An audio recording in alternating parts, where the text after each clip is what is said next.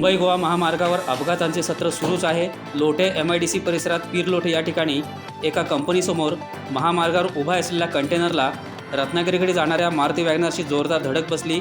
या अपघातामध्ये मारुती वॅगनरमधील 3 जण गंभीर जखमी झालेले आहेत। त्यांना नजीकच्या रुग्णालयात दाखल करण्यात आले आहेत। दरम्यान अपघाताचे वृत्त कळताच खेड पोलिसांनी घटनास्थळी धाव घेऊन परिस्थिती नियंत्रणात आणली।